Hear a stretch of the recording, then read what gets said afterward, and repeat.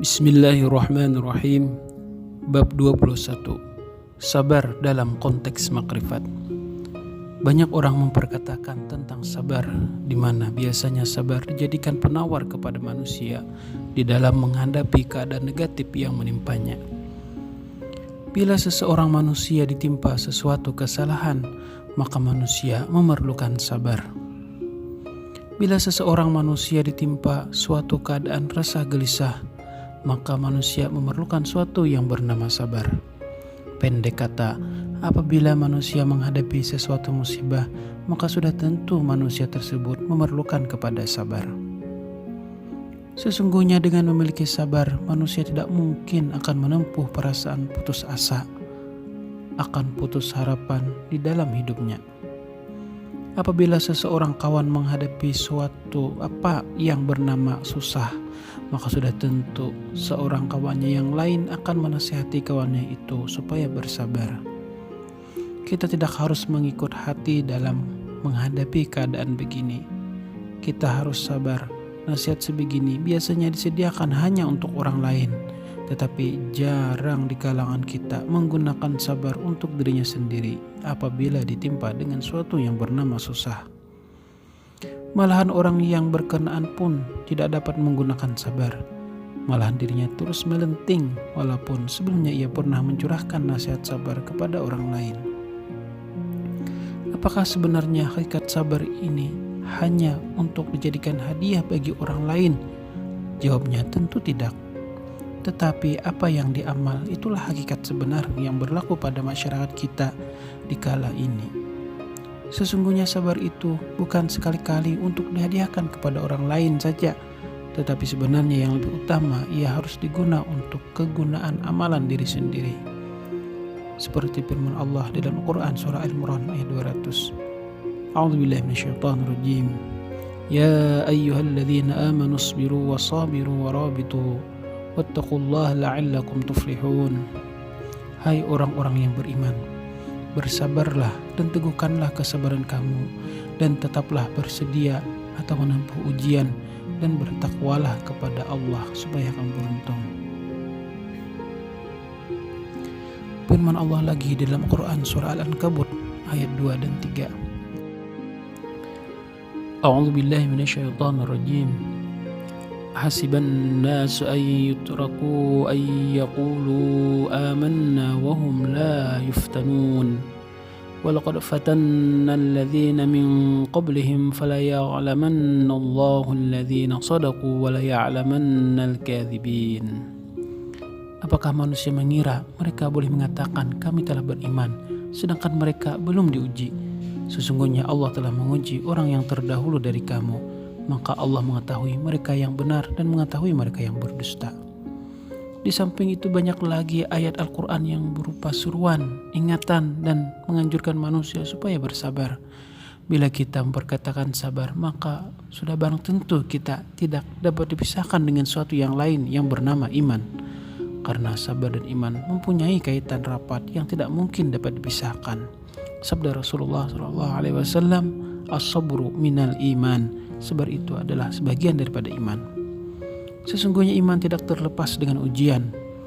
Keteguhan iman seseorang itu akan terbukti apabila ianya menang menghadapi ujian.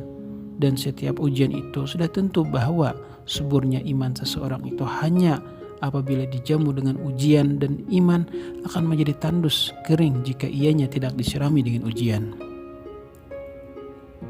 Sesungguhnya ujianlah sebenarnya makanan kepada iman. Iman seseorang itu akan diuji dengan senang dan susah, suka, duka, pahit, manis, dan sebagainya.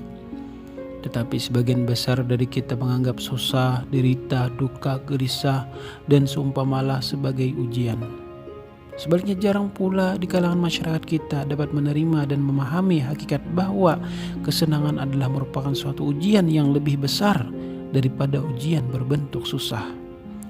Manusia menganjurkan sabar kepada yang menghadapi susah, tetapi tidak pernah pula mengajar supaya bersabar ketika senang.